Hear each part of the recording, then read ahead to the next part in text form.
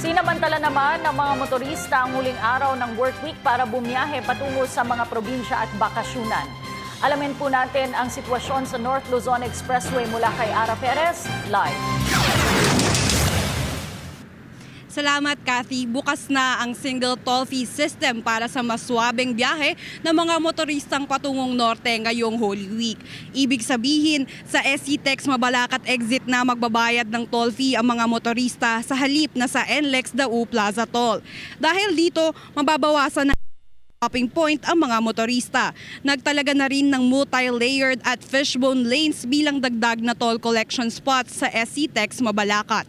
Mabibili rin sa lahat ng gas stations northbound ang express cards na maaaring gamitin sa express lane exits mula April 1 hanggang April 2. Lahat ng motoristang bibili nito ay magkakaroon ng 5% discount sa kanilang toll. Para sa mga pa-southbound naman, ang express cards ay maaaring mabili mula April 4 hanggang April 5. Samantala, may traffic build-up na sa Balintawak, kaya't pinayuhan ang mga motorista na dumaan sa Mindanao Avenue at Karuhatan, Valenzuela patungong NLEX.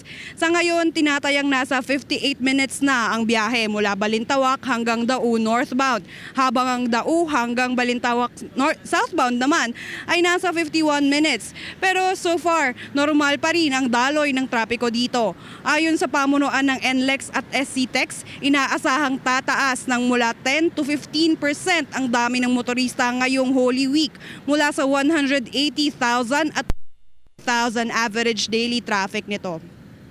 Inaasahan din ang mas mabigat na daloy ng trapiko dito pagsapit ng alas 7 pataas, kasabay ng pag-uwi ng mga nagsipasok pa ngayong huling araw ng workweek at unang araw ng Abril. Ayan muna ang ulat para sa oras na ito. Ako si Ara Perez.